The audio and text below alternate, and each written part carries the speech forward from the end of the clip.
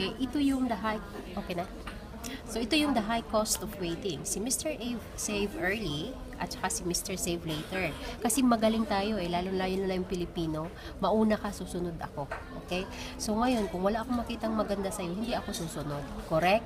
Pero hindi mo iniisip na nauna nga siya, hindi naman niya winort out, wala kang nasunod. Maganda sana yung company, kaso lang hindi ka sumunod dahil walang nangyari sa buhay niya. Pero hindi mo inalam na kung sumunod ka pala o nauna ka sa kanya, mas magaling ka sa kanya in winort out mo, mas matututo ka sa kanya at umunlad ka pa. Correct? Now here, si Mr. Save Early, nang open ng account at 12% invest 20,000 pesos a year for 6 years. So then stops investing. So assuming na 22 years old siya, nag-pay siya ng every year na 20,000 pesos with 12% rate interest, umabot ng 22,400 per year. For 6 years, ang total investment niya is 181,780. Kinalimutan na, iniwan. So, ito yung plano niya for retirement. So, binalikan niya at the age of 62, kusang nag-roll yung pera kasi passive income yon. Okay? So, kusang nagtrabaho yung pera mag-isa. So, at the age of 62, ito ang inabot ng 181,000 niya. 9.597 million. Now, si Mr. Save Early, nung makita niya na maganda pala ang patutunguhan ng kaibigan niya, sumunod din siya nag-invest the same amount, the same year, the same interest. Pero, nag-matter lang sila ng gap. Okay? Yung pinag-umpisahan na taon. Now, the same age of retirement, 62, magkano ang nawala sa difference nilang dalawa? Magkano? Medyo late na itong isa. Okay, yeah, late siya ng 6 years. So, kung ikumpara mo, sobrang laki ng nawala. So, ang mangyayari ngayon, meron tayong dalawang option. Option 1, sacrifice now and enjoy later. Or option 2, enjoy now and suffer later. Which is dito tayo magaling sa option 2. So, kung pipiliin natin, dapat sacrifice now and enjoy later. Now here, ito yung buhay ng tao. Okay? Assuming, at the age of 30, way back 5 years, wala pang nag-share sa iyo about financial planning. Ang edad, pataas yan. Okay?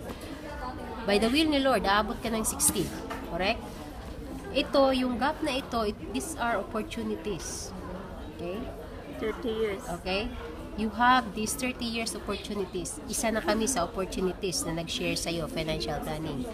Pero, at the age of 60, kung hinindian mo ang opportunities na ibinigay sa'yo, magiging last priority talaga tayo ng pamilya natin. Okay, last priority. May edad na. Ibig sabihin, at the age of 60, of course, kung may asawa ka, may mga manugang ka na at this age. Now, maririnig mo na lang, ay wala kang ipon, di nakapisan ka na lang. Correct? Pag nakapisan ka, maririnig mo na lang yung manugang kung magtatanong sa anak mo. Hanggang kailan ba yung nanay mo dito, wala na tayong bigas? That's reality. Correct? Now, ang sagot naman ng anak mo, oo nga, nag-abroad yan noon, di naman nag-ipon. Isisisi pa sa'yo, yung lahat ng pinaghirapan mo, ibinigay mo sa kanya. So, ang mangyayari niyan, iiyak ka na lang sa isang tabi. Bilang-bilangin, tingnan mo na lang yung passbook mo, digit na lang, wala nang laman. So, iyakan mo talaga yon. Nilabas mo. Ang isa pa, isang example, at the age of 60, may maintaining na gamot na ito. Hindi pwedeng tigilan dahil baka matigok. Pero nagkataon na isa na lang yung tableta mo, nagkumbulsyon si Apo. Sinong unahin ng anak mo? Of course, sasabihin mo, si Apo na lang, matanda na naman ako. Kahit mahal tayo ng mga anak natin ngayon, pag yan nagmahal ng iba, nagmahal magkaroon na ng sariling pamilya, Lalo anak. ang pagmamahal nandyan para sa magulang. Pero yung prioridad, nasa anak talaga at sa sariling pamilya. So, kung may matira sa pinanggamot sa apo mo, meron kang gamot. Pero kung wala, iiyak ka na lang talaga. So, alin ba ang gusto mo? Pagpapasapasahan ka ng mga anak mo, hindi mo alam. Pagbungad ng pintuan, sabi ng anak mo, Ma, sabi ni kuya or ni ate, papuntahin ka sa kanila. Ikaw naman, akala mo na-miss ka ng anak mo, impake. Pagdating mo doon, hindi ka pa nakaakyat ng hagdan. Ang sabi ng anak mo, Ma, ba't ka nandito? Masakit na katotohanan yun, pero wala tayong magawa. So ngayon, 60, by the will ni Lord, aabot ka ng 70. Pagsisihan mo ang 10 years gap na ito kung wala kang ipon ngayon. Bakit?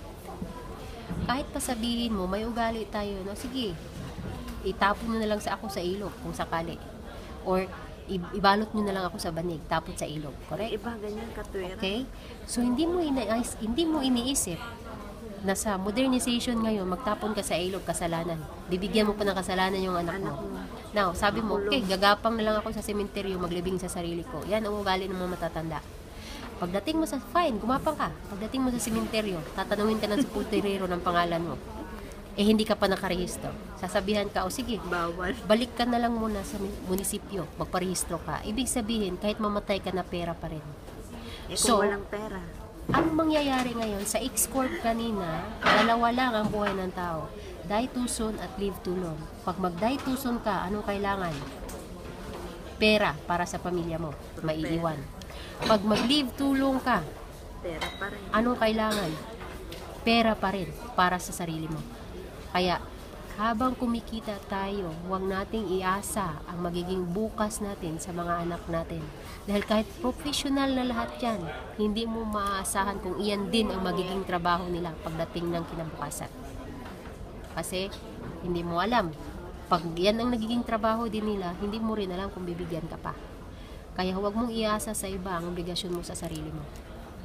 So, ang mangyayari niyan, okay, kapag join ko, career and lifestyle change. Where can you see yourself 3 to 5 years from now? OFW pa rin, katulong pa rin, mekaniko pa rin, babad sa araw sa buong maghapon. Pagdating ng sahod, walang matira, walang maiwan, lahat ipapadala. So, you don't need luck to become wealthy. All you need is the right information. Okay? Here, you have two options. Shrink your dream to fit the size of your income, or challenge yourself to grow and make a change. Increase your income to fit the size of your dream. Ibig sabihin niyan, pag ganito katayog ang pangarap mo, ganito lang yung kita mo, hahayaan mo na lang pag bumaba ang pangarap mo para mag-level yung kita mo. Or, ganito katayog yung pangarap mo, ganito lang yung kita mo, pero nagbayo ka ng buto mo, sinikap mo talagang magbago, lahat ng pagbabago inadapt mo. Uwantay yan, sumobra pa.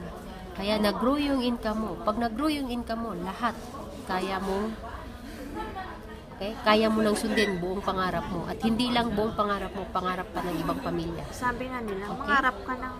Walang bayad ang mangarap. Kailangan, Pero pag nangarap kailangan, ka pag raw, nangarap ka, mataas. mataas, sabayan mo ng lipad. Kasi kung mangarap ka, kumbaga parang, Kasi pag nangarap Ibinu- ka ng mababa lang, parang hanggang doon lang yung ano mo eh. kaya nga di ba sabi, So, pag mataas, sabi ng sinusundan Diyos, mo yun. sabi ng Diyos, humingi ka at ibibigay sa'yo. Basta, kasama yung trabaho mo, Kasi tiyaga mo. napupursige ka Okay? eh.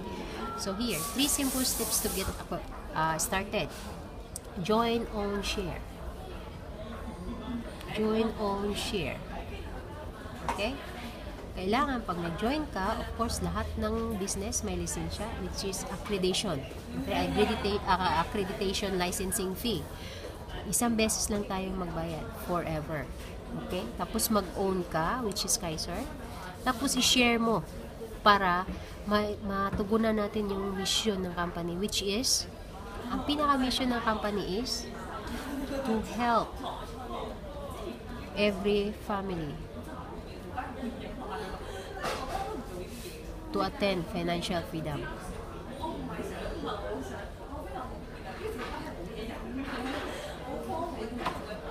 Financial freedom. Okay? That's all, and thank you.